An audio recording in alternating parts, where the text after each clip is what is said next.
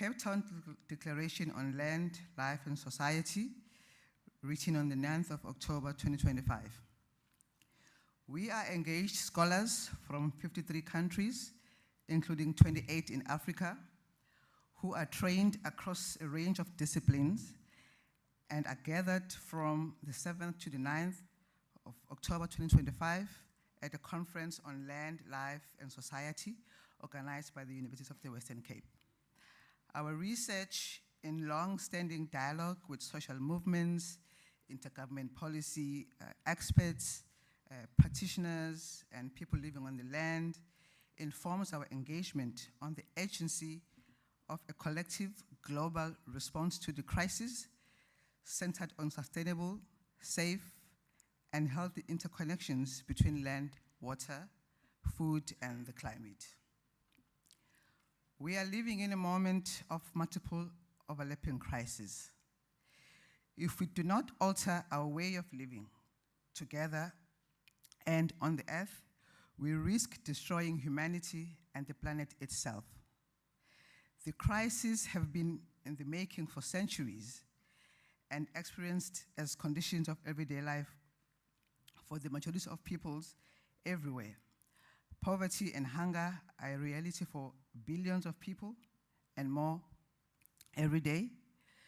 Contaminated and disappearing water supplies, growing rates of poverty, powerlessness and hunger, and inability to confront the climate crisis, even as scholarly consensus warns of an impending tipping point and degradation of the essential conditions of life, that is air, water, and forests. Increasingly, authoritarian leaders weaponize these crises in exclusionary dispossessions, state-sanctioned violence, and genocide, as we see around the world, in Palestine and elsewhere. These conditions have worsened in recent decades due to increasing rates of inequality. The concentration of wealth and income is at historically high levels, with no evidence of stopping or changing direction. At present, evidence suggests that just 8 individuals own more than half of the world's wealth.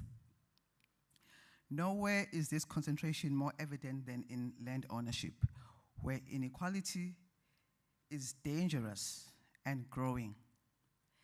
A handful of agribusiness companies now control the food system as smallholders and rural workers are pushed into the peripheries of rural and urban areas alike. Where people do work the land, climate change and extractive industries, from mining to intensive export-oriented agriculture, threaten their continued existence. The financialization of land and new technologies from AI, cryptocurrencies, and blockchain divest control over the land from ordinary people. With all these crises, it is imperative to reach global agreement on a different way of living with each other and on this planet. Land is life and central to a flourishing society. Land is key to production to provide food and generate employment, and land is also the basis for social reproduction, creating healthy lives for all. Land is central to identity and culture. It is the link between people, places, and territories. Land connects people and nature together as a whole to allow for sustainable future for everyone. I'll hand over to Shruti to read the rest. Thank you.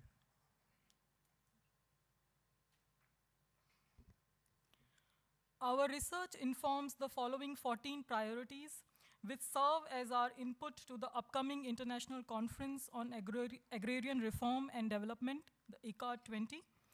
Under the theme of redistribution, the first priority is to halt and reverse the increasing land concentration and inequality. There is a need to focus on redistribution of land and resources, including water, to widen access and control. Land occupation by poor and working peoples who are landless must be decriminalized, and the social utility of land and territory recognized. Second, market-based land reforms have failed. Redistribution efforts must not rely on markets and must include not only classic transfers of plots of land to poorer and landless peoples, but also the wider redistribution of control over land, restructuring relationships to broaden access. More collective alternatives are relevant for many, including pastoralists making use of wider landscapes through mobility. Third, as effective guardians of land and resources, a focus on indigenous peoples, marginalized ethnic groups and castes, women and youth must be at the center of redistributive land reform efforts. Under the theme of property and land control, the fourth priority is land distribution cannot focus narrowly on individual private property, or it will fail. A wider range of property relations must be acknowledged. While access to individual plots with secure tenure may be part of the solution, a broader appreciation of collective shared resources is important as part of a new emphasis on commoning solutions. Private access must be qualified by conditions of use and transfer to ensure a wider public benefit. Under the theme of food systems, the fifth priority is research on past agrarian reform efforts makes clear that land distribution must result in a transformed system of food production, distribution, and consumption. Monopolistic and monopsonistic control by agribusiness must be challenged, leading to shorter supply chains and more localized production systems. Resilient food systems require radical land and agrarian reform. Policies must be developed that link smallholders to consumers and democratize control of the food system, generating safe, nutritious, and affordable food. Under the theme of climate and environmental change, the sixth priority is addressing climate and wider environmental change must be central to agrarian reform and rural development. Land, water, nature, and the climate are intimately intertwined. Land use change may be both the cause of climate change and the solution. Reducing fossil fuel-dependent production is crucial. Large-scale agribusiness dependent on high inputs and linked to global systems of trade is particularly damaging. By contrast, the use of land for sustainable agroecological systems and controlled by people operating within local economic networks offer opportunities for both climate mitigation and adaptation. The seventh priority is externally imposed climate solutions aimed at meeting net zero targets, such as carbon offset projects or renewable energy projects, are undermining livelihood and destroying land systems. Such forms of green extractivism should be rejected in favor of alternative climate responses centered on locally led, sustainable use of land and resources. I hand over to Ricardo.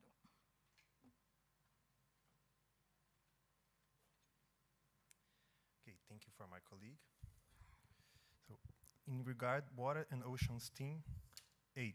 Beyond the land, oceans and terrestrial water systems are also under pressure from privatization, extractive industries, and state neglect. The damage reckoned by industrial fishing is devastating the world's oceans, while small-scale fishers face exclusion from their means of survival. The struggles of fishers and coastal communities are central to agrarian justice. 9. Protecting the oceans and waters as commons is critical to food sovereignty, climate resilience, and the survival of millions who depend directly on these resources. The theme, Rethinking Development Pathways. 10th, rethinking the social, political, and economic basis of production and environmental solutions means switching from an over-reliance on technology-led agribusiness options and top-down, market-oriented climate fixes with huge negative impacts on agrarian settings. This requires challenging the assumptions of contemporary development pathways and reimagining the relationships between land, people, and nature in new ways that fundamentally transform the current market-based, profit-driven system towards more shared, collective, common solutions. 11. The current moment requires more than limited reformist reform of agrarian systems, but radical, transformative reform that reimagine everyday life in creative ways and challenge the power of the status quo. This needs new alliances between producers, workers, consumers, environmentalists, and others to push for a new vision for agrarian change and rural development globally, pushing back against powerful networks of agribusiness, technology companies, and authoritarian states. ICARRD Plus 20 will be a vital moment for confirming such vision. Regarding the role of scholarship and research in agrarian reform. 12. The conference underscored the need for research into the conditions of actually existing life in rural and urban areas, particularly those that usually escape academic attention. Research needs to be developed in collaboration with the rural and urban poor for the purpose of making a meaningful difference in social, ecological, and economic life. 13. Our dialogue over the past 3 days highlights the broader importance of alliances between social movements, governmental policy practitioners, and scholars, and between rural and urban communities, women, youth, workers, peasant, and indigenous people. Knowledge and activism must work together, bridging local struggles with global solidarity. 14. ICARRD 2026 in Cartagena is a pivotal moment to connect evidence with everyday experiences and political struggle. Resistance to authoritarianism, corporate capture, and extractivism is inseparable from building emancipatory alternatives grounded in democracy, justice, and sustainability. We call on all governments to participate and commit to finding creative alternatives to the existing system. That's it. Okay.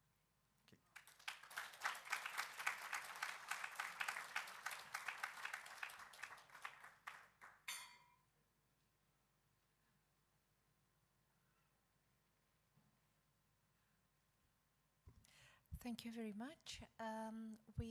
Since we're merging the two sessions, I will be handing over to Sylvia. Sylvia Kai from Transnational Institute, and she has a panel of people that will be joining her on the stage, reflecting on what was just presented. Thank you. Over to you, Sylvia.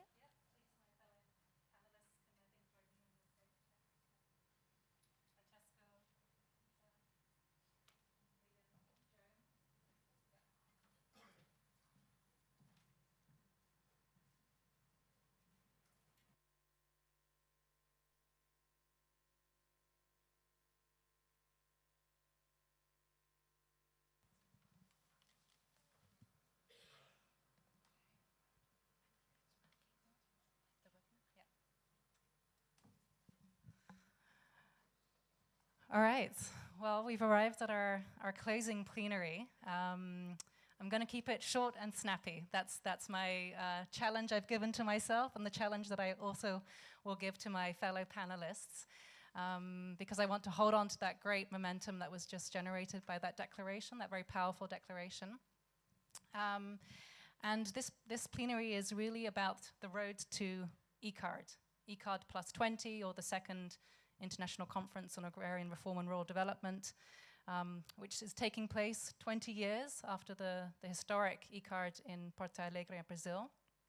And it's a short road, because as we've heard, it already will take place in February 2026 in Cartagena, so just a few months away. And I think this Land, Life and Society conference has been an important bridge towards that. I think that's how we can see that this moment. How concretely can we take this Cape Town Declaration forward and ensure that the second ICARRD delivers on its promise to tackle land inequality, meaningful land and agrarian reform, and sustainable rural development? So we've invited 4 panelists here to put some ideas on the table. And really, when it comes to these key questions, what now? What is to be done? Where? when, and with who? Yeah.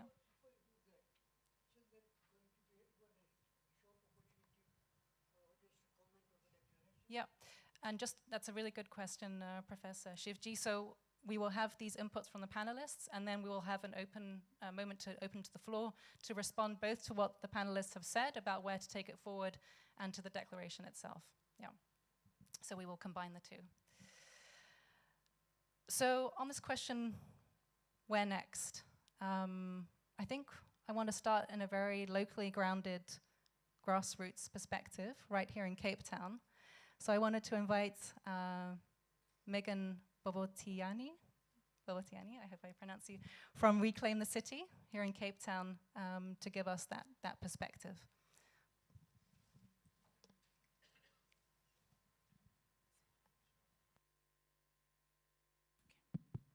Okay, good afternoon, everybody. Thank you for the opportunity. So I think from the grassroots, my name is Megan. I'm from an organization, a movement called Reclaim the City. And I think from the grassroots level, what we've taken away from this 3 days is that there is definitely a great room for collaboration, especially between rural and urban organizations. And I think what we want to do is just to do a whole lot of partnerships, because the struggle is one. And I think it's very easy to separate and say, well, it's a completely different struggle, but the struggle is one. And I think there's so much room for collaboration in this instance, and we need more organizations and more academic collaborations, and we also need more movement-to-movement collaboration. So I think the next step for us is definitely collaborating with the rural guys and seeing commonalities and how we can emphasize and work on those commonalities. Excellent. Thank you, Megan. Looking now towards Joan Kagwanja from the African Land Policy Center and the UN Economic Commission for Africa. Where do you see some of the kind of continental initiatives where we can take this process forward? Perhaps you have insight into that, Joan, please. Thank you. And it has been a pleasure to be here and to listen to everyone. So in 2006, at the same time, we were convening as Africans for the first time to discuss how we might try to build political will around the issue of land governance that is more inclusive of our communities, as opposed to the disjointed support that we were receiving on the continent, especially from development partners. In March, there was an ICARRD meeting going on just maybe a week or two before, in 2006 in Brazil. So in some ways, because we were working closely with FAO, we were also inspired by that same process. And for me, the way I saw ICARRD at the time, I think it was coming from something similar to ICARRD, is really building the soul of a land governance movement, which is what we were trying to do as well. I say that because without examining the issues of culture and issues of the pillars that we say then underpin, which I see the same we are repeating again, in terms of having the social pillar, the environmental pillar, the political pillar, the economic pillar, all of them coming together every single time we address the issue of land governance, then we are not able to really address the issue of land governance. We can't do it only from a political perspective, nor can we do it especially from an economic perspective. And so if you look at the process that we went through towards 2009 to have the declaration on land and the framework and guidelines that underpinned that many of you were involved with, and inspired by some of the research that was being done, especially in places like PLAS and others who are looking at the social aspects and a little bit more the political aspects, is that we need, in my opinion, since 2006, we are now 20 years down. We have made some progress. We have had some programs where we have especially addressed the issue of research and how research can continue to influence and how we can, in some ways, decolonize the curricula, how we can decolonize the research. But on the platforms at continental and global levels, in my opinion, we need to keep the momentum going, especially from the grassroots side. So we had the Kilimanjaro Initiative, for instance, and that in itself had a movement. But I think they come and go and die. At this time, where we are having issues, like you've mentioned some of them, one of the last ones in the declaration, in terms of the threats that we are facing globally, from authoritarianism and other aspects that also influence where we get ourselves, how we can organize ourselves independent of funding, especially from those that can pull funding in a minute. I think we really need to have that conversation of how we ourselves and our voice will continue, because we can form organizations. But I think we need to go beyond that and say, what platforms can we continue to use? I think we have opportunities virtually, for instance, to continue that conversation more than we could 20 years ago, right? And I think we have to continue moving from here. Coming soon in November, we do have a platform. That is a conference on land policy. That is a platform where we convene. We may not be able to bring everyone, but I think we can discuss these issues, especially because we'll be discussing issues of justice for Africans and touching on issues of reparations and restitution. And we need to be open about that conversation and who. You talked about who, what, where we should be having these conversations. I think we should be open about what that means in terms of especially of local communities and others who are most impacted when there is authoritarianism, which is more and more in terms of not just political, but also economic side. There's also the COP, right? I don't know who is going to speak to that. Is somebody speaking to that? In terms of that platform as well. And I think beyond ICARRD, let's talk about what message we take to the COP in 3 weeks and how we can influence. Some of you are going to be there, right? So I think we need to talk more and more and get those messages there. Let's reach out to those that can hear what has been happening here. If you're there, please, maybe we need to form ourselves in terms of those who will be there so that we can bring those voices on the floor of the COP as well. Thank you. Thank you, Joan, also for reminding us of the soul of the first ICARRD and putting forward two concrete moments in the political calendar, political agenda on the table, this conference on land policy and, of course, the COP 30. We're also speaking about involving the most impacted, the rights holders in this conversation or in this policy agenda for ICARRD. So I want to really turn to Margaret Masudio from La Via Campesina in Uganda. Speaking from the perspective of the global peasant movement that La Via Campesina represents over 200 million peasant farmers, farm workers, what are your expectations for the ICARRD? Thank you so much. I'd like to start with the worries, because the declaration starts with the statement, we scholars. So I don't know where we are placed in this meeting.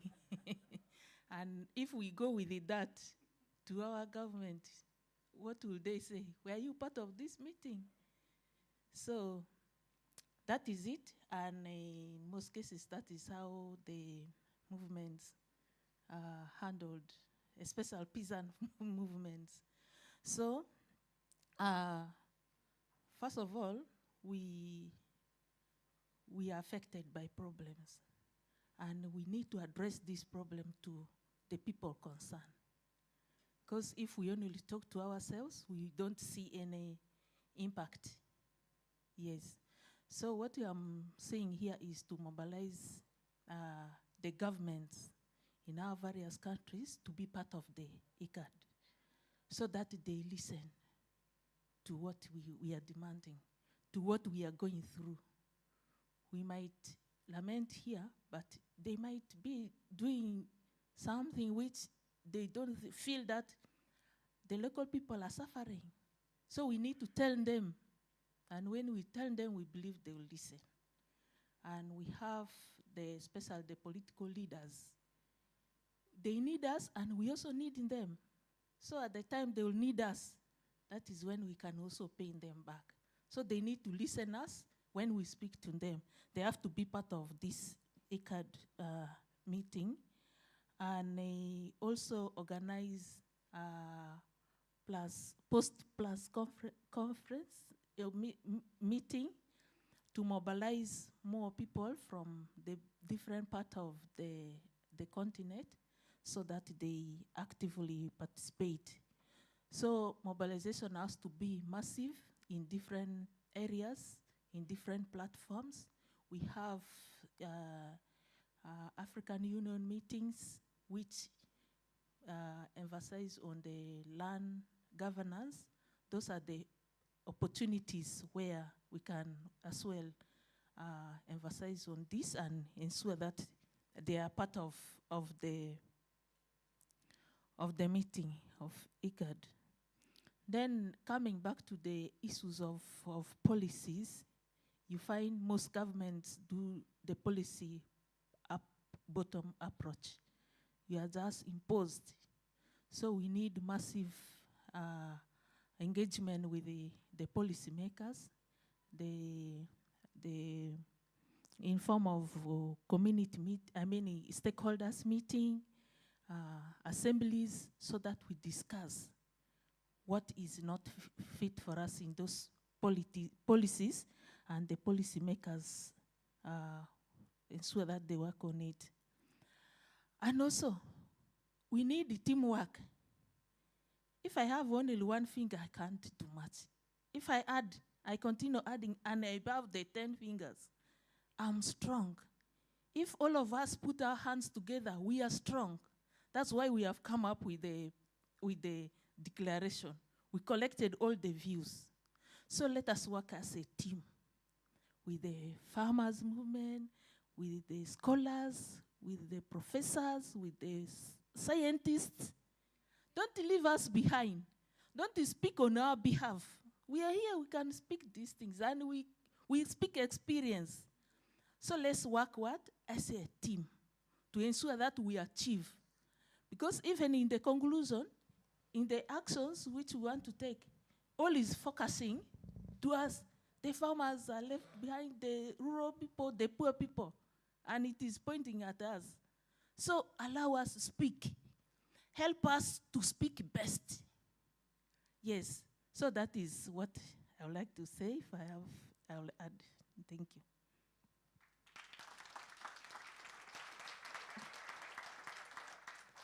Thank you, Margaret. It's a powerful message. I now want to turn to Dr. Francesco Pierri of the... I was given the doctor title. Francesco from Pierri from the FAO based in Italy. I wanted to ask you, because we keep hearing that the FAO is providing key technical support to the ICARRD plus 20. So I wonder if you could elaborate for the room, what is the FAO's role in the ICARRDs? And how can those here in the room and also outside help to shape those outcomes, help to make the ICARRD a success? What are you looking for from the broader land politics community? Thank you. First, let me thank PLAS for the organization of this conference. And this was brilliant and really useful for going towards ICARRD. Let me start by saying that I wish the declaration could engage more the international organizations on our mandates, saying explicitly to the international organization, starting from FAO to accompany and believe in the process of towards ICARRD. What is our commitment? A call before the international organizations, FAO, FIDA, WFP, the Roman specialized agencies, on ICARRD. I think this is important. Well, I was in the Brazilian Steering Committee of ICARRD 2006, along with several colleagues here from government, civil society, and many of us participated in Porto Alegre, March 2006. There's one thing that we can be sure about the effect of ICARRD 2006, that it was instrumental in generating a season of international discussion and dialogue that eventually translated into policy guidance. The VVGT, the Voluntary Guidelines, Land Governance, but also the United Declaration on the Right of Peasants and other people working living in rural areas. This season of, let's say, international reformism in guidance, in turn, has been instrumental in activating social dialogue at the country level. Many governments adopted and implemented and adapted, of course, the VVGT to rework the legislative framework on land rights, land reform. Social movements have used the VVGT for advancing their claims, for also disputing in courts, in tribunals. They have been a benchmark for, especially based on human rights, for defending the reason of land reform, for defending land rights, for defending the indigenous peoples, and the right of peasant and peasant communities on and so forth. Now we are, with the state of land tenure and governance, we try to have an evaluation of the impact of the VGT at the national level. How many countries did it? Did land laws, land reform laws, so on and so forth. It's a bit more difficult to evaluate the socio-economic and environmental impacts of the VGT, of course, but this is something that the scholars and practitioners have to do. So I think our common aspiration is to have the second ICARRD as a relaunching season of international, but not only international, inter-movement, inter-social movement, inter-farmers, international dialogue on land rights, land reform, of academic discussion on the ambition and potentialities of land redistribution in the 21st century, for moving ahead another season of reformism in this sense at the country level. And so if this is a clear view towards ICARRD, then we have to bring this declaration to all the places where land will be in a way or another discussed towards ICARRD. COP is absolutely important. We have Thomas here organizing for Brazil the event. So this is the expectation. And just to finish, the ICARRD 2006, the VVGT were also instrumental in reshaping the way the United Nations systems discussed world fuel security, land tenure, land reform, and so on and so forth, by helping restructuring the governance bodies of this international developmental and food discourse. For instance, the Committee on World Food Security. And World Committee on Food Security was mandated when the VVGT were adopted to be the body for evaluating, monitoring the implementation of the guidance, in the international commitment and implementation of the guidance. I think this is one of the ambitions of ICARRD 2026, to revamp this claim, to have a solid place in the UN system where land rights, land reforms can be discussed not only by member states, member governments of the international organization, but also by civil society, academy, so on and so forth. So we need to be very idealistic, but also very concrete in trying to identify which are the outcomes that are useful for ICARRD 2026. And I firmly believe that this conference was really important in really raising the profile of what the contribution of the scholars can be and the practitioners and the militants can be in shaping this discussion. Thank you.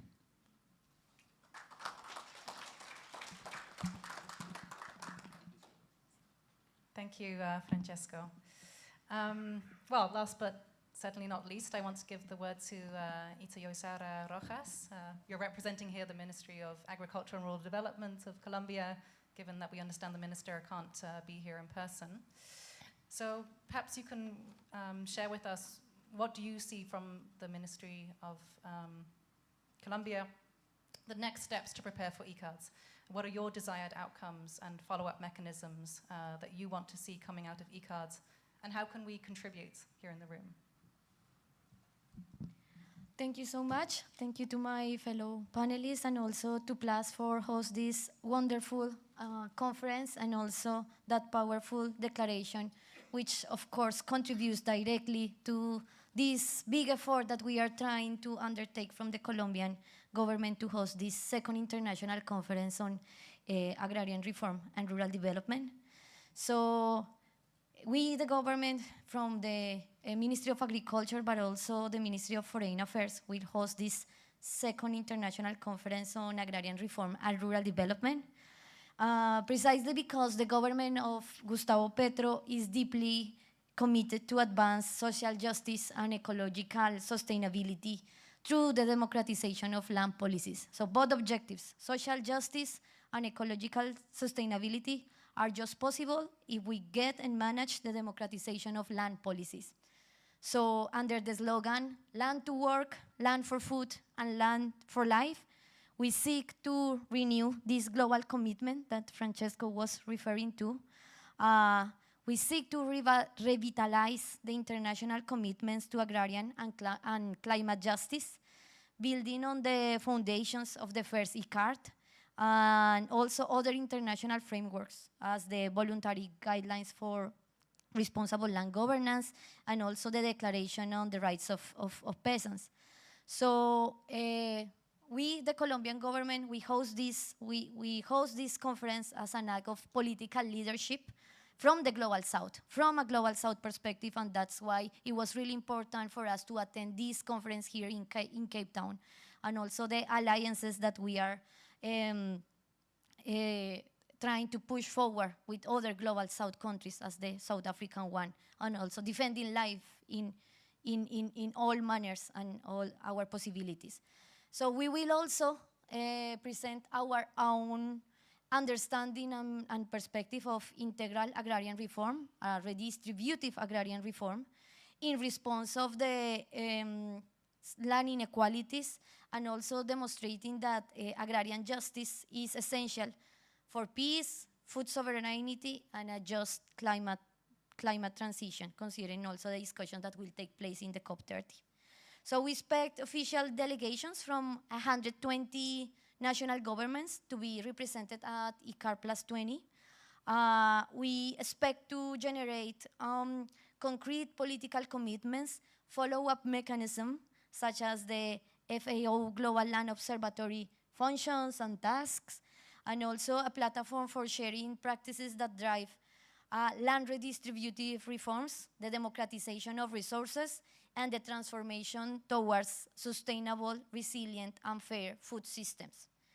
So this conference is happening and occurs at a crucial conjuncture as the world navigates the poly-crisis, and it's vital to strengthen the role of international institutions like the FAO, and particularly in this context in which unilateralism and authoritarianism is growing and rising up. So our central objective is to discuss the current state of land tenure, assess the implementation of the existing international frameworks, and a critical examination of experiences to foster just and resilient food systems that link agrarian reform with social, gender, and environmental justice. So we are inviting ministers around the world, but also ministerial public officials from land and agriculture sectors. So all these officers that want to participate, they can do so, not just ministers, but also below that level. We are also inviting intergovernmental institutions, NGOs, research institutes, social movements, and academics to participate. the conference itself and also the official position that the Colombian government will present as its own position in the conference has been built from a bottom-up approach through a national dialogue with rural communities that we start in February. They are the result of the Popular Pact for Land and Life, and we want to ensure that the voices of the territories and the voices of the rural communities in our home country, but also around the world, will be heard on the global stage in the ICARRD. This conference will have an official agenda for 1,500 participants, but also a parallel public agenda for over 5,000 people. So governments, social movements, academics, intergovernmental institutions across the globe are invited. You all are invited to participate in this multilingual conference. And finally, just to close, since April 2025, the Colombian government, and with the Colombian government, I'm referring to the Ministries of Education, the Ministry of Science, and also the Ministry of Agriculture. With academics in the country, we have launched a network, the Network of Land, Life, and Society, to support the democratization of land and agricultural policies. And this network is now calling for a preparatory academic conference in coordination with Brazilian researchers ahead of the ICARRD Plus 20. So the participants of this preparatory conference are welcome to join the main ICARRD Plus 20 event. And now there is a current open call for this conference, and I would like to invite Professor Sergio Sauer to tell us just a bit about this open call that we are releasing before the ICARRD. So you just can come here and just, 2 minutes.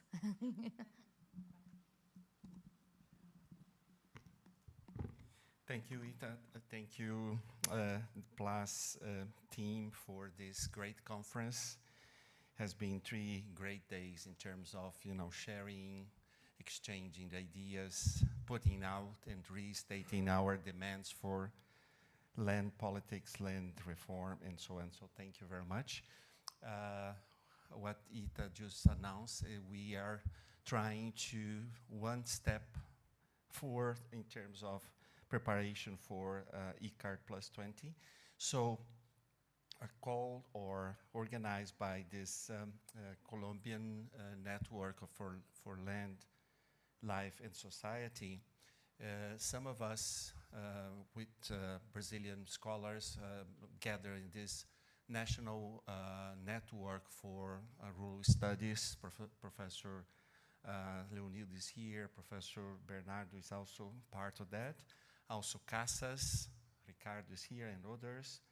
The journal Peasant Studies that Ruth and I are co-editors with other 4 great agrarian scholars. And also CLACSO, this Latin American Association for Social Science.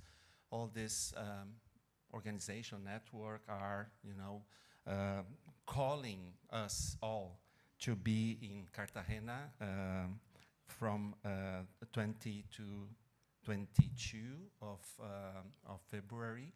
Like Ita said, the call for papers is already up. So I would ask someone from this conference to share with all of your emails. So all of you are invited.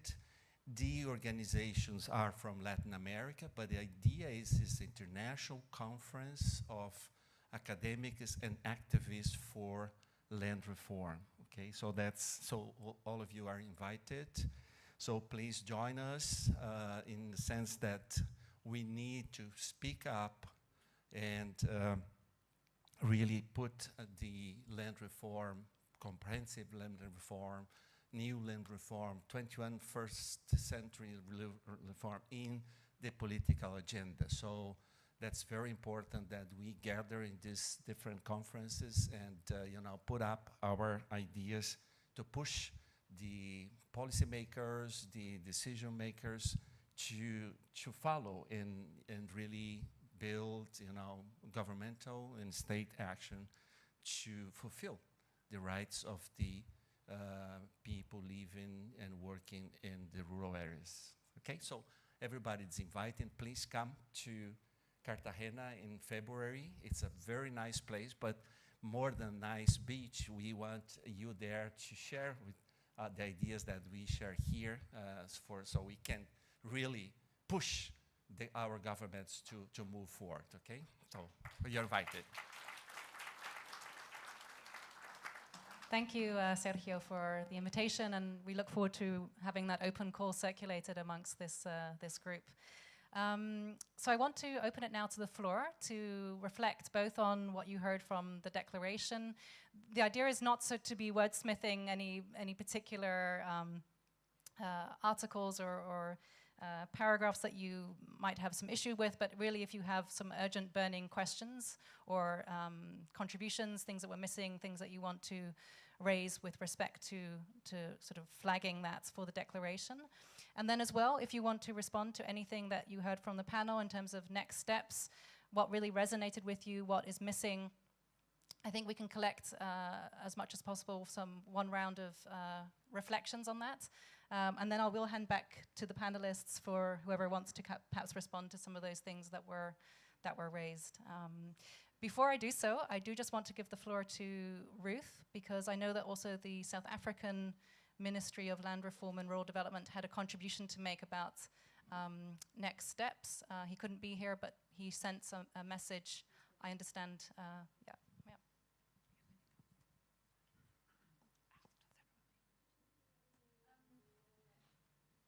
So the Minister of Land Reform and Rural Development, who opened the conference, asked his colleague, who was here earlier today, to share some initial responses.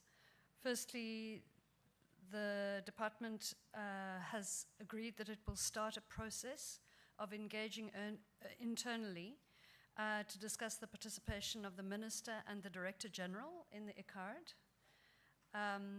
There will be a process in which the Ministry will share the points raised at this conference within the department, within South Africa, and also with Ambassador Nozipho Jezile, who is our ambassador to the FAO. The department will be strategizing for direct participation in the ICARRD on the range of issues, and there is a request from the Minister that he get resources from within his department to be able to sponsor some participants from here to join his delegation, which is a welcome offer, particularly given that ministers normally take business delegations. He is offering to take a social movement delegation.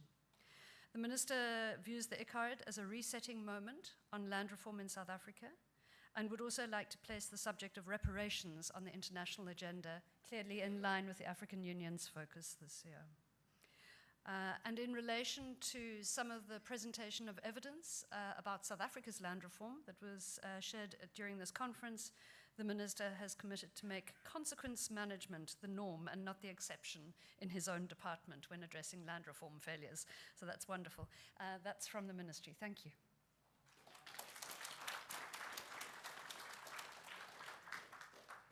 So this is our final moment to speak in plenary as a collective. So if anyone wants to still collect contributions for ways forward on the declaration, I see a few hands. I see there on the left and at the back and here at the front.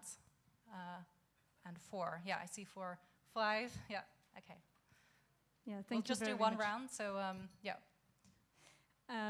Thank you. So Morgan from Via Campesina. And I wanted to also speak to what, Margaret, you said that you were worried about the fact that it was a scholar. And it felt awkward because I read the draft declaration and I asked that it be mentioned that it was a scholar, a conference. And I will try to explain a little bit. And I think it's part of a long learning process of how social movements work together with scholars. And I think it's very positive that we do this path together. As social movements, popular grassroots movements, and especially from rural, poor workers from the land, it's been difficult to get our voice heard. And a lot of people have been speaking on our behalf. NGOs, big farmers, and sometimes also scholars. So a big part of our struggle in Via Campesina has been to say that we are able to speak on our behalf ourselves and not having other people, and to win our own spaces, and to try to build spaces together with our allies from the fisher folk, indigenous people, grassroots feminist movements, youth movements. And we have our own spaces. For example, the Nyeleni Forum that took place in September, just now, this is a space of social movement. And we invited their NGOs and scholars, but we make our own decisions there. And we discuss with the scholars and with the NGOs, but in the space of social movements, it's not scholars and NGOs making the decision. They are here in support of social movement. And so I think it's very important that we differentiate the spaces. When it's a space with a majority of scholars, and where the agenda has been set up by scholars, it's legitimate, and we value it, and it's useful. But we cannot pretend it's a space of social movements. Same thing for NGOs. We are very happy to go to meetings organized by NGOs and to speak there and to exchange, but spaces created by NGOs and controlled by NGOs are not spaces of social movements. So I think it's very important that we are honest about where we speak from, and to create the possibility of exchanges and of learning together. And finally, I want to acknowledge that before the Nyeleni Forum, I think in a conference like this one in Bogota 2023, we decided that we would start a way of trying to build that honest relation between social movements and scholars. And we are on this way. It's difficult. We are making mistakes on both sides, and I think we must be very patient and patient and full of gratitude for this relation. But I think we have a lot to do. And for example, I think the conference you are speaking about in November, so I heard that a lot of scholars, African scholars, will be able to go there. But I don't know if social movements representative will be able to go there. And I think it's very important because, okay, it's good if scholars take the voice of social movements there, but we prefer to talk directly ourselves. And also one last thing, I think there is a general lack of understanding of what social movements are. We are not NGOs. We are not civil society. We are grassroots social movement. And I think we want to be recognized like that, and we want to be able to sit at the table where the decisions are being made. And I think this is the revolutionary thing about ICARRD, and I want to be really grateful about what the Colombian government is doing, but also the Brazilian government is doing, because I think that they are doing something revolutionary by saying that they are building this conference together with the social movement, but also ensuring the participation there of scholars. So I think you deserve a big applause for that.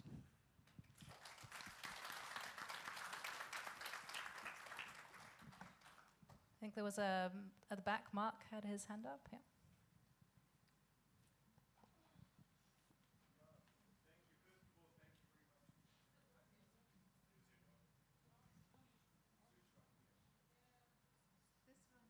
This one is working. Mark, come this way. Thank you. Well, first, thank you. I think it's a great declaration. I'm glad Palestine is mentioned. I'm happy with many parts of it. I just want to note and suggest, but it's not anything I'm too worried about, but I want to suggest, maybe we could mention some examples that sort of ground what we're talking about in the current struggles that people face. I'm just mindful that the session that I chaired, the panel session I chaired, we had a farmer from the Philippi horticulture area, which is not far from here, and he explicitly asked, we want a message from this to support us, because they are under threat from investment and development on that land, which would disrupt their small-scale farming, their supply of food to local low-income communities, and threaten 3,000 to 5,000 jobs. So he was specifically asking that coming here.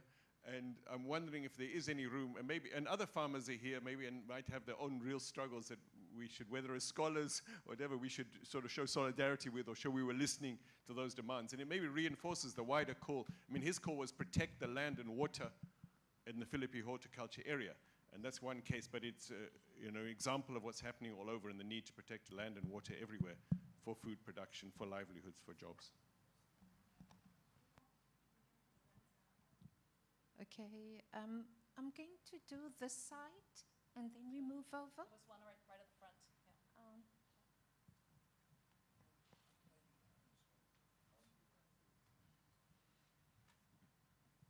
Thank you very much.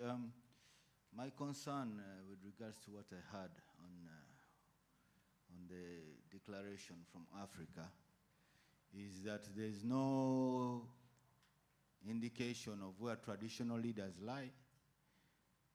With their lands, 80% of land, over 80% is owned by these traditional leaders. I'm just a representative. Now the decision on 80% of these lands of Africa, let's say, who's talking for them? Why is their word from Africa not even being heard?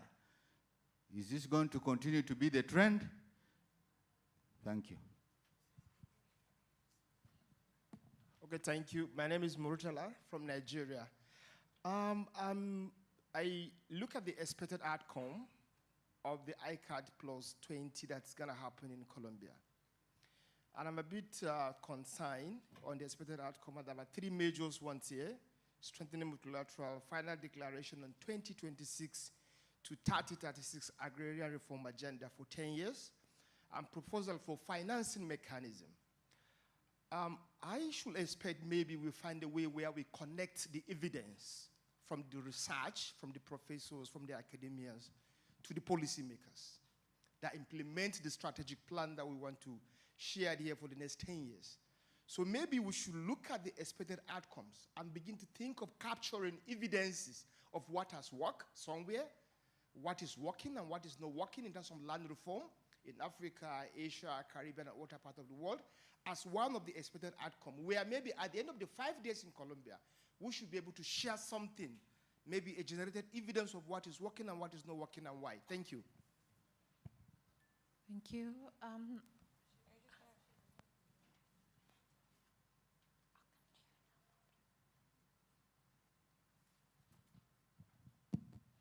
I should perhaps start with a disclaimer. I'm not a diplomat, or an academic diplomat. So I'm going to use the same language that we used over the last 3 days. I think in 3 days of this conference, we have had very radical and militant debates. We talked about a system which is responsible for many of our problems. We talked about how this system works. We talked about how this system has destroyed human health, our ecology and nature environment. But somehow, I feel the statement, which is very comprehensive, so comprehensive that sometimes you cannot distinguish the essential from the non-essential. It lacks the punch. It doesn't reflect our discussion over 3 days. It is so much on the defensive at a time when we have some space to take the offensive, to be militant, to call the spade a spade. Why are we so afraid and shy? In the first part, which was read by Star, I think we should damn the system, the imperialist capitalist system. We should damn it. I know at once upon a time, the word imperialism was a 4-letter word. It's no longer true. We talked about it. Why don't you name it? Secondly, why don't you name that capital, in its hunger for accumulation, has devastated our societies and nature and ecology, which is responsible for climate change, etc., etc. Why don't we say it? Thirdly, there's no mention of the agency. Okay? The agency of the working people. The agency of the small producers on land about which we've been talking. Sovereignty, reclaiming the sovereignty of the small producer against agribusiness, against corporate agriculture, against industrial agriculture. There's no mention of that. There's no mention of reclaiming commons. Why shouldn't you mention that? I don't understand. So, pardon me if it's not in line, but after 3 days of such discussions, we come out with a statement, and mind you, this statement is not from politicians. It is from militant scholars, it is from social movements, all right? And we keep talking about we want our voice to be heard, but we must also be mindful of the quality of our voice. Why do you want to repeat the same cliches? You know? Thank you very much.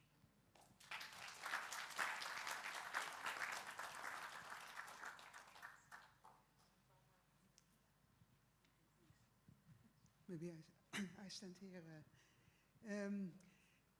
Well, congratulations.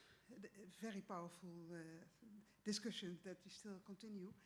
For the statement, several of us have been talking about water, and we see a lot of opportunity to add the water grabs by the corporate sector and large-scale agriculture, pollution by large-scale agriculture, the fact that the colonial water laws that still exist, in the sense that customary water tenure, the ways in which communities have managed their water resources since time immemorial, is criminalized in a sense. In many water legislation in Africa, we can learn a lot from Latin America in that sense. So the recognition of the way in which communities use their rain, their surface water, their groundwater, to meet both their domestic water uses and their small-scale productive water uses in a sustainable manner through infrastructure directly or through infrastructure development.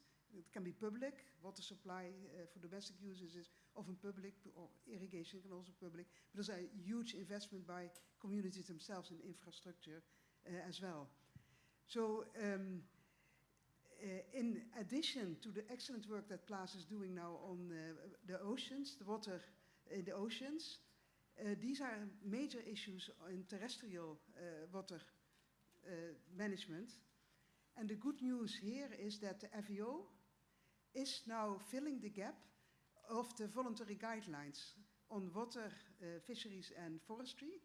As Laila mentioned this morning, water dropped out because it was a bit complex. We haven't really thought through what it is, but now with climate change, with growing competition for water, FAO is picking up the voluntary guidelines, developing for the moment 9 principles, etc.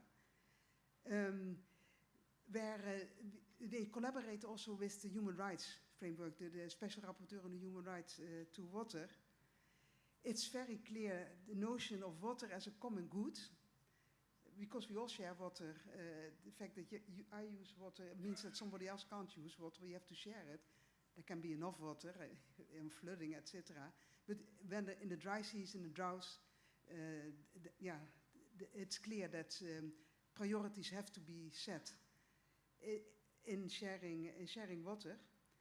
And what is very interesting as well, as good news, also to mention then, that the special rapporteur now starts talking about a prioritization on when there is a competition for water, who should get the priority. We can't, it's a zero-sum game, we have to prioritize.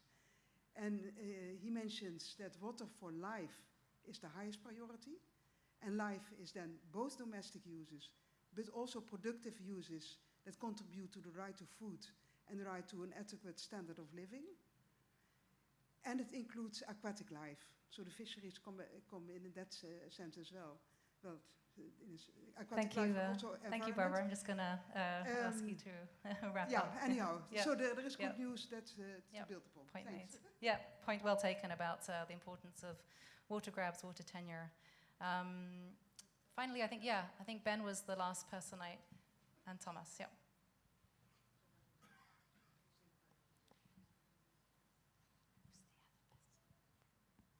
To take up Issa's point, I too noticed that despite virtually everybody in this conference naming the source of the problem as the capitalist system, it's not really there.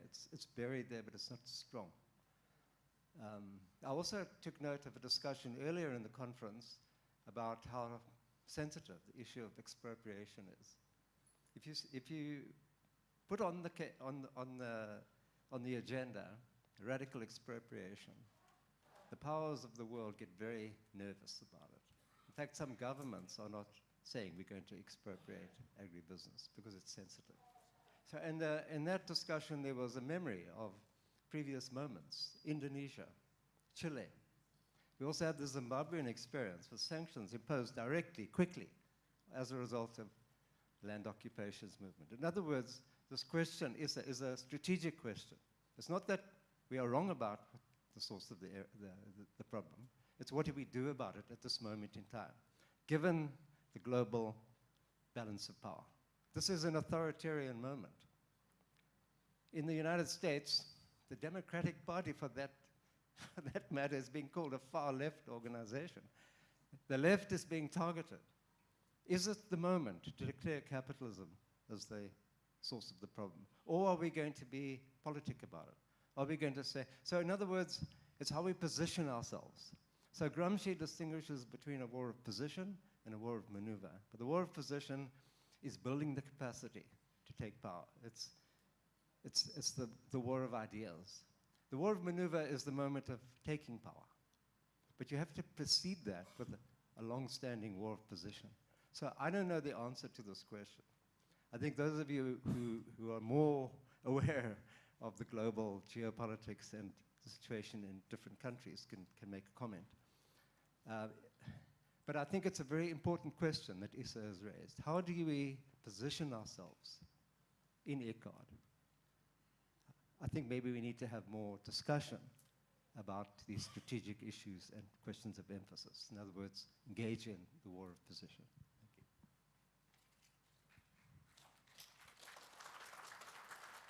Thank you, Ben. And then I'll give the final intervention from the floor to Thomas, and then we'll just come back to the panel for who wants to respond to what's been said. Can I just make a small input because I've been carrying the mic? Yes. Thank you. So I'm Thomas Patriota from Brazil's Ministry of Agrarian Development and Family Farming, a specific ministry that works with small and medium-scale agriculture, and that exists only because of the pressure of social movements for the creation of our ministry, which was extinguished during the right-wing and neo-fascist governments of between 2016 and 2023. I'd like to address the issue raised by colleagues on COP30, the UNFCCC, United Nations Framework Convention on Climate Change, 30th Conference of Parties, which Brazil will host in November. And to say that climate change is an issue that is so obviously affecting smallholders, peasants, fisher folk, pastoralists, agricultural workers, all of the public that we are all working with and some of us representing.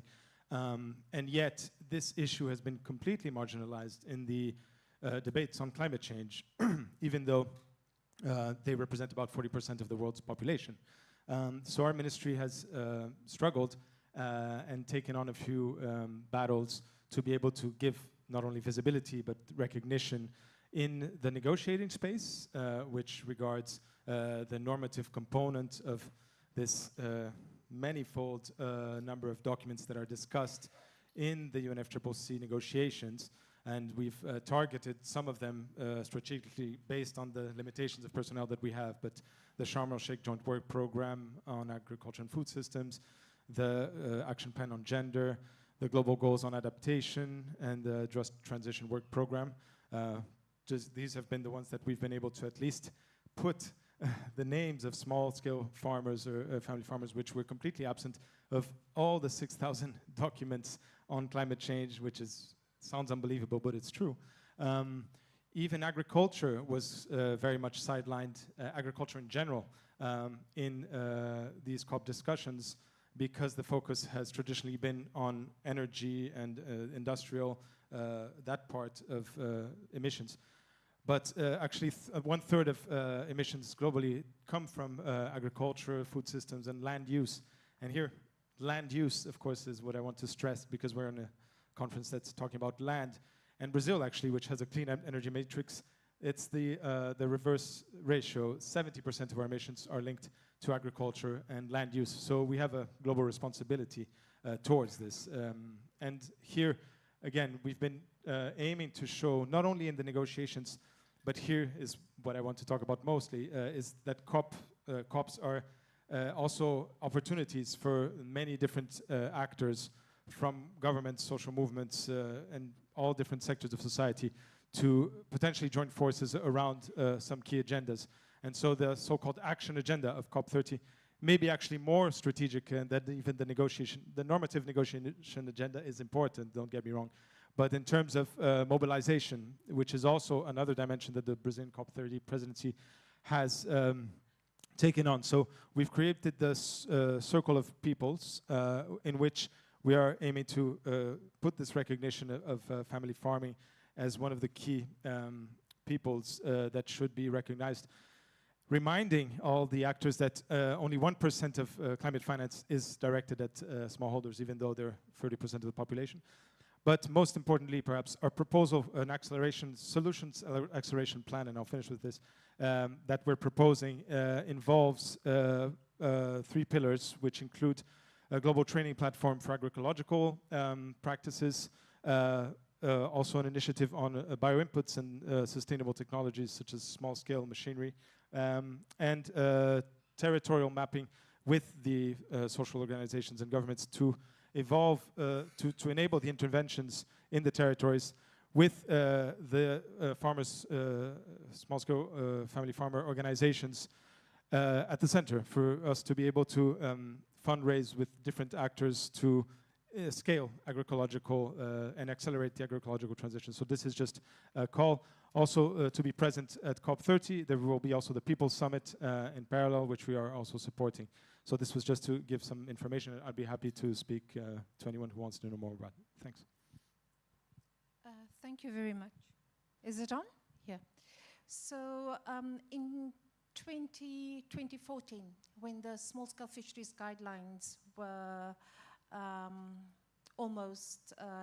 were not adopted, there was one word in the guidelines that was problematic for many countries, and that was occupied territories. And as part of these guidelines, it was a compromise, and our occupied territories were removed from the small-scale fisheries guidelines. And I do feel that it is important that the statement should make a stronger statement on Palestine. And when it comes to water, when it comes to fisheries, yeah, it needs to make a strong, and when it comes to land, this conference is part of that, and I feel it is important that we do make stronger statements. I also know that it is, we need to also wrap up, and I'm going to hand over the microphone to you, or I'll keep it, and we wrap up this session. But we also need to kind of just look at what is the process, you know, forward with the statement.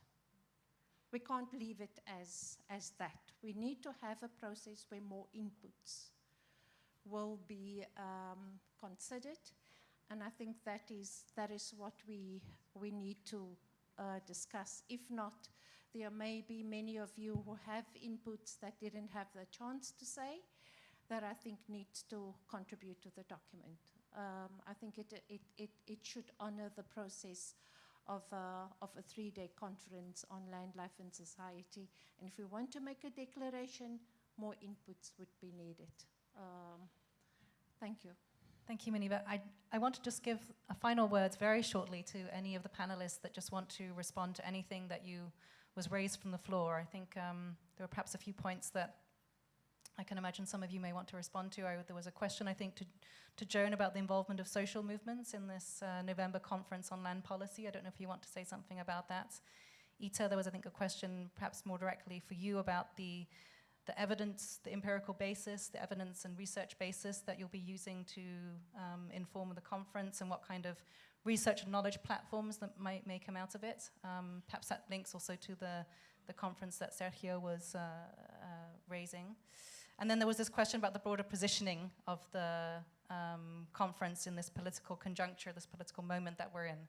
That's obviously a big question for all of us. But whoever wants to respond, but those were two that specifically came out for some panelists.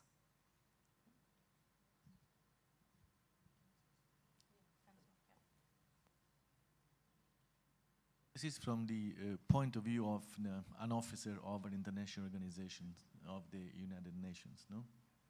So I think one of the main call of this conference from a scholar point of view, not only a scholar point of view, is for government to reinsert land reforms in the portfolio of policies for development after having almost, not completely, but disappeared as a mainstream policy. Like it used to be in other epochs, no?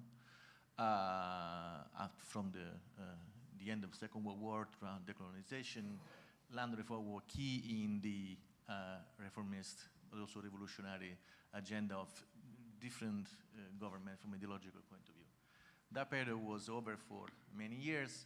Now there is a call from this place, but from other places, for government to reinsert the redistributive land reforms at the center of the developmental portfolio of policies. So from an international organization, this is a clear call to be considered and to be taken. And I would expect this conference, obviously the declaration, to call for this United Nations systems to build the research arena, the policy arena, the social dialogue arena where to discuss land reform, the international cooperation space for fostering cooperation between countries and farmers for doing land reform or other land policies. Hence, for me, the very correct intuition of the government of Colombia to insert in the possible outcomes the preoccupation of financial mechanism for paying cooperation among government for doing land reforms, or for allowing small farmers to travel to other countries to see the experience of land reform. No? So I think one of the main concern has to be to ask the international system, the United Nations system, to provide a facility where to discuss land reform and to support countries in implementing land policies and land reforms. Hence, I expect the declaration to be clear on this. Thank you.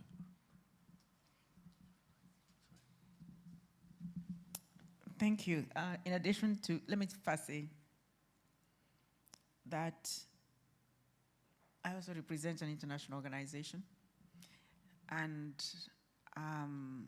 over the last 25 years or so, we've had several platforms where, like yourselves and those who do this, are looking at the right words to use for declarations that lead to decisions, both on the UN platform and the AU platform. And quite often, the conclusion is usually where you're faced with a situation where it's nothing or something, make sure you have something. I'll leave it at that. On the issue of whether you have, we have social movements. So we have a conference that is a combined academic, because we started the conference because it was important to have African researchers and those who do research on Africa have a platform to come and present their work, but also where traditional systems of government come and have conversations. Those who work in those systems, it's traditional chiefs, but it's also others, including researchers themselves, including some from the social and NGO movements and others, also come and make sure that that particular 80% of land that is held, I hope it's in trust and not owned by the chiefs, right? Yeah. Yeah, so that 80% is represented in the conversations, and that those who both work the land and those who are entrusted to govern the land are also on the conversation, so that research is influenced by that, but also that researchers are also influenced by that, but also traditional leaders are influenced by good practice coming out of research and out of international and other practice. The other one is to make sure that there is space for social movements. And we didn't establish, but we inspired the establishment or formations of, for instance, the traditional chiefs at a continental level to have conversations, because we believe that platform is important for influencing and for making sure that it's not a name and shame, but it's a positive influence platform. And I think we've had quite some success on issues such as large-scale land-based investments or conversations around negotiations around responsible governance of investments in agriculture especially. But I think what you're targeting is where we're saying, and this is where it's difficult at the continental level. How do you have a platform where you engage with social movements or even NGOs? So we inspired the establishment of something that was called the Civil Society Platform on Land, where there were different aspects of that. We don't own it, they discuss, but they do. And some of those civil societies do work closely with social movements. And so I mentioned one that was the Kilimanjaro initiative, for instance, where I think the issue of women's land rights was quite strong. And we do have them coming to the conference, because it's a conference where people indicate interest to participate. So I haven't checked, and Gladys, you should check the side events that will be hosted by those that would classify as social movements, but they might be supported by some NGOs. So this is what normally happens. And I would say that's something we should keep watching, but also keep providing platforms where those conversations take place. So I think we need to work a little bit more on that. That's what I wanted to say, I think.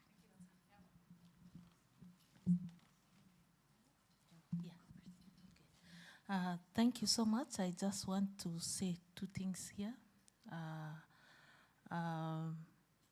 We need to have follow-up mechanism, especially after such declaration. Has it progressed? Is there any challenges? Has it worked? Such kind of things should be there, because if we don't follow it up or monitor, we'll continue speaking about the same thing. Then the second thing is, as my colleague there has spoken, using land, water, food as a war weapon. That one there is very dangerous. Looking at the food system, there is a big war there. It is being used as a weapon. Harmless, but very dangerous. The system is being changed from what we know. Then the land, where people are displaced from their land. Land is grabbed. The water being contaminated, being grabbed, and many other things associated to it. Those are the things which really need to surface. Even in the ICARRD meeting, it has to be a center of discussion. Otherwise, I would like to thank PLUS so much for making us be part of this conference.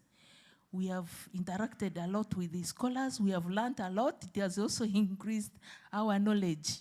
And I pray that we work as a team, as I said before, because we need each other, and we have to support each other to ensure that we address issues affecting us, the rural people, the peasants, and the poor. Thank you so much. Megan, do you still want to say something? No, okay. Thank you. So I just want to say a couple of words of what was said by you by the floor. So the very first thing that I would like to point out is that this ICARRD conference, it wasn't an idea from the Colombian government. It never was an idea from a government. Never it was. It wasn't in our minds. We weren't aware, right? This was an idea and a petition that was made by the agrarian movement, especially by La Vía Campesina when they hold their 8th conference in Bogota in 2023. Exactly. So one of the main points of the final declarations of that 8th conference was to call for a second ICARRD. Then they approached to progressive governments, and through an alliance with the Brazilian government, the Colombian government decided to host it. But it never was like from the government side. This is not a conference that was called by a government. It was a petition by the social movement. And I do think that this is something that we need all to consider. And the second thing is that through the position that we have now in government and the reforms that now are taking place in the government, we approach also to the FAO and the CFS, and we managed to get the technical support to find the also evidence-based support for the discussion that will take place. That's one current that we are pursuing, but there is also another current that we are pursuing, and is the production of emancipatory knowledge that enlightens the discussion that will take place in the conference. And that's why this conference is important, and that's why the Cartagena conference is also important. So we are trying to combine all these different sectors, all these different perspectives, in order to have a 10 years roadmap for the democratization of land and resources, land, water, and so on and so forth.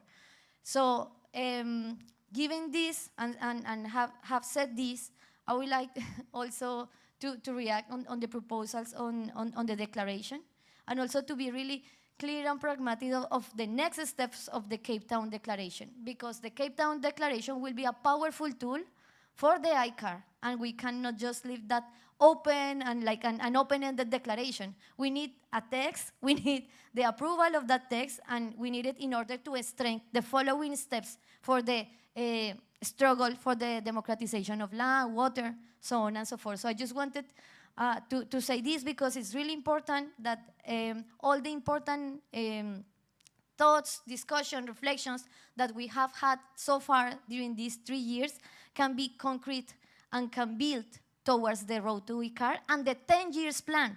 So just to say that this is not just like the addition of events. No, it's the building of a process which has a greater goal, right? And in which we have to negotiate. And I would like also to highlight and recall what Professor Benkosin says of how are we going to position, but not just for the ICARRD, but the rest of the struggle and the path that we still have ahead. Great.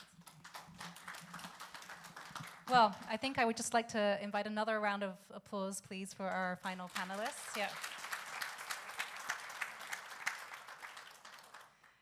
And I want to hand over, I think now, to Ruth and Muniba for some final closing remarks and next steps.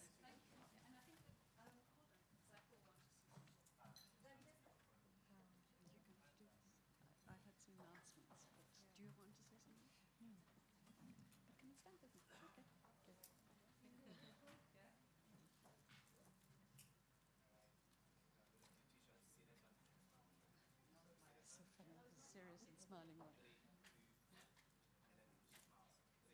They were already smiling. Thank you so much. Okay, people, we are really nearly there. It's 8 minutes to 6, and we will be closing at 6. Colleagues, it's been an incredible 3 days. I'm only going to make announcements now. Firstly,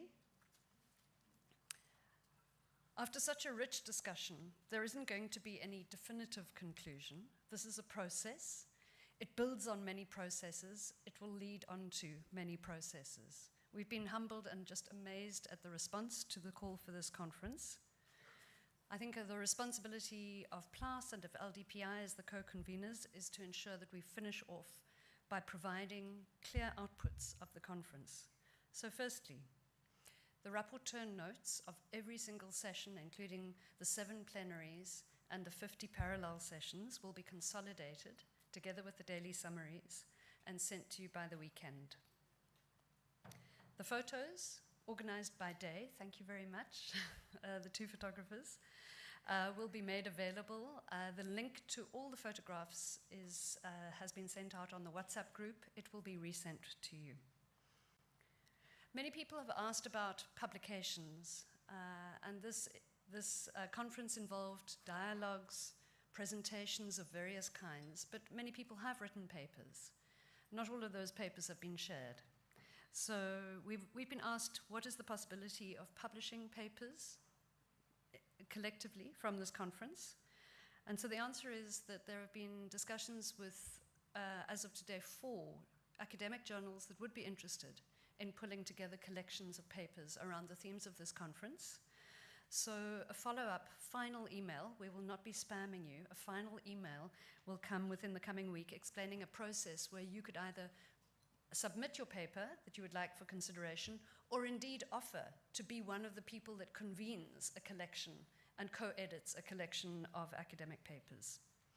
So we will ask for an indication before the end of October of those people who would be interested to pull together some of those outputs. There are also a few people who've proposed outputs that combine academic papers and activist reflections in a more varied kind of format. So let's also hear if you have suggestions for that. The central convening point for that conversation will be the email address conference@plas.org.za.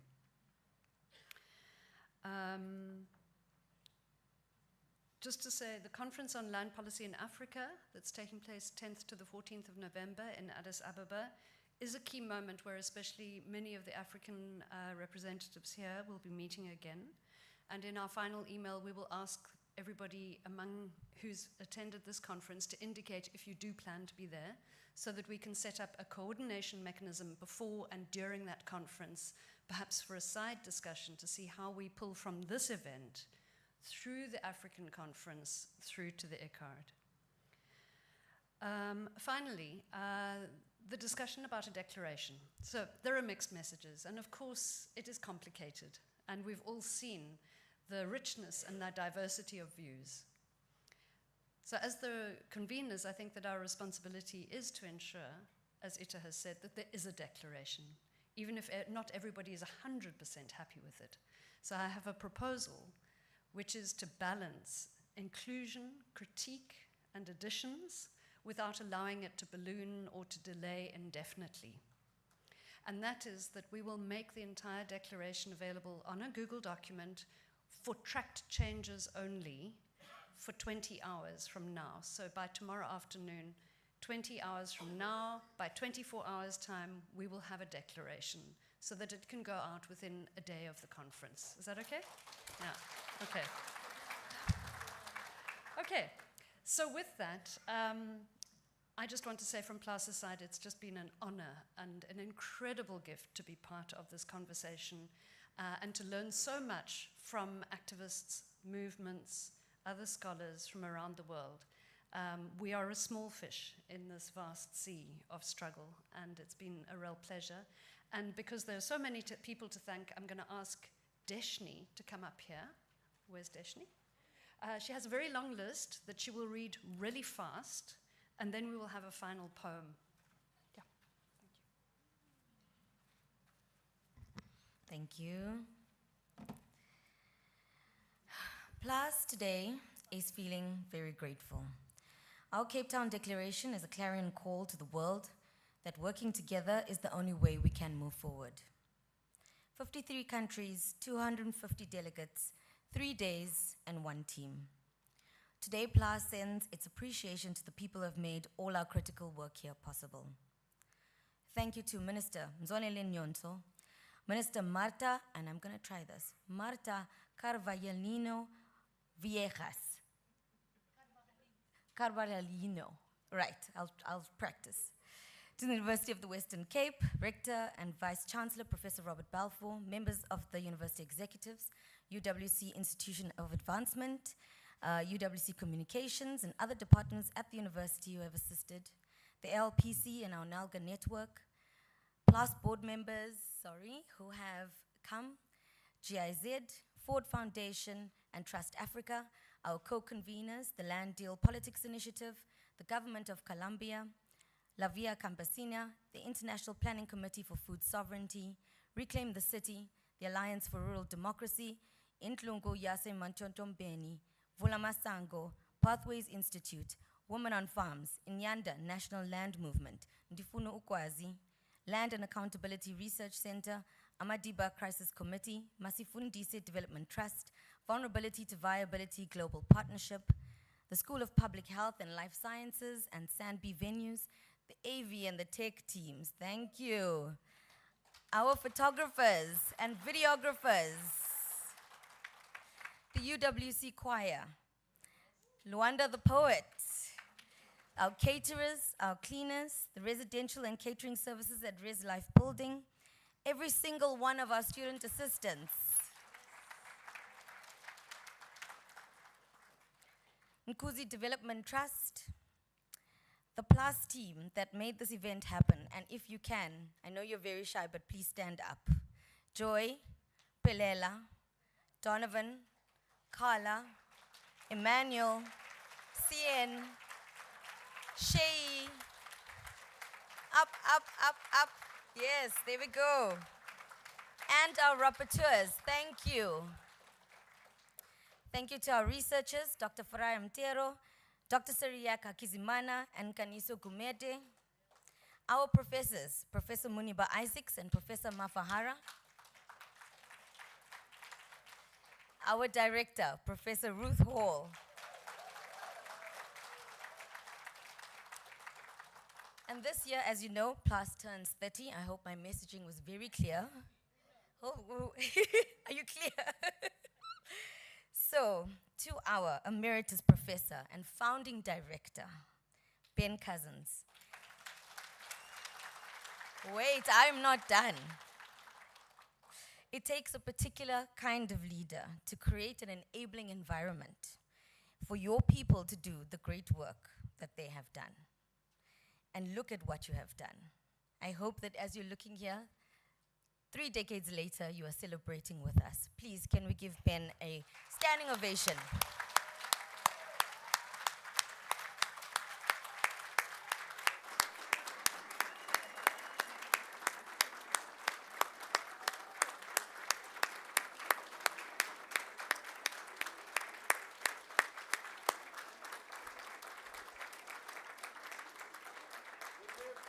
Hooray.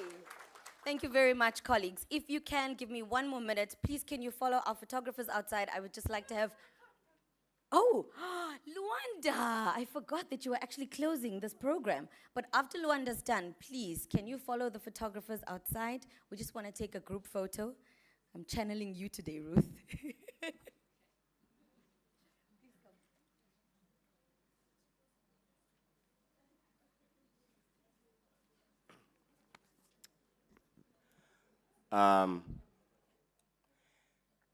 The blood of the lamb will no longer be used to perform cleansing rituals. To heal our children, we shall rely on this foreign land and use the blood of the dead, which is hidden under brown stones and sand. The black gauze of the soul will guide us. Lambs will have to sacrifice their wool, shaved for us, African sons and daughters who embody their spirits with rags that are filled with dust. They are like branches, hedges, and bushes cut down by hurricanes, logs, leaves, stems, and roots lying everywhere. Wounded wounds are howling with silent projected voices, but the eardrums of this continent are sealed. We clothe wounds with dishonest smiles, concealing the origins of pain. I cage my spirit in solitude and soliloquize riddles over indigenous rhythms, birthing new seasons, knitting a new fabric, new clothes to cover rags worn by this African continent. We are the children whose hearts are covered with apartheid rags, slavery rags, bondage rags, colonialism rags, oppression rags, and Bantu education rags. I try to ravish and sometimes banish these rags. The train of devotion derails because of mediocrity that has reigned supreme in this continent. Can't we buy new fabric, new clothes, or build a wall to protect us that were bulldozed when the moon crawled, when we threw stones, escaping tombstones located in the hands of racist cops? Colonists who butcher black, Indian, and colored slaves who got charmed by seductive graves. Every time I wake up in the morning to see the new face of the sun, I see these rags worn by landless Africans. I ask myself, what can I do to make sure these tormented souls heal? I see these rags worn by homeless people under ice-laden bridges, sitting around the fire. They steal my sight. I close my eyes, reflect, and recall. I'm acquainted with those rags. I once saw those rags when I grabbed and peddled life, dwelt in my mother's womb. They anticipated my birth, my breath, and my death. Today my heart wears rags that would like to be knitted by hands of my forefathers' land. Those who came before me, it seems that their hands are holy because they've managed to omit hatred from their genes to be pure-hearted like pigeons, brought love and peace to every region of this continent. This wailing land needs a host of singers who have beautiful songs that are unsung, located in the bosoms of wounded souls, those who lost their loved ones by guns in political wars. Hear these songs recited by poets over esoteric drums, reciting revolutionarily the gurus of Uhuru reveal real teachings about freedom, eradicating the fabricated black history inflicted by colonialism. The laundry of this continent is filled with the rags that were once worn by our ancestors when Mother Africa was colonized, sold by common minds, greedy chiefs who controlled tribes in those old times. We know who tore the fabric. We conscientize with verbal needles to knit these rags. We collect swing machines for every individual to have his or her rags knitted. We can't be seen as a nation of rags, shreds, inferiors, and savages. We can't fly anymore every time our wings unfold. The force of gravity pulls us down to be huddled by the ground.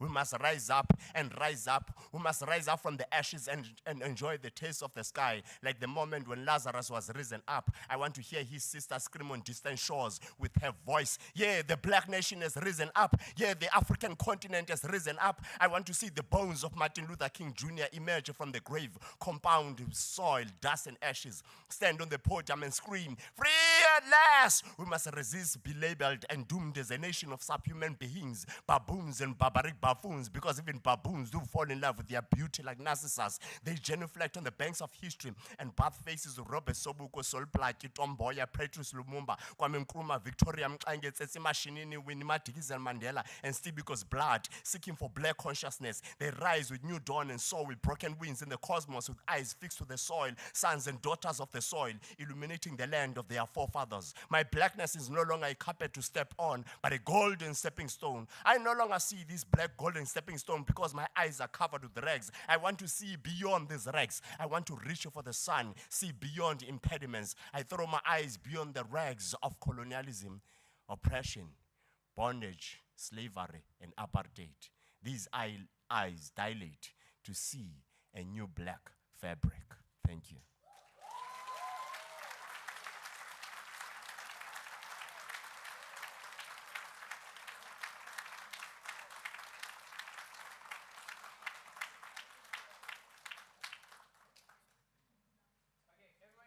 Please join us. Let's go.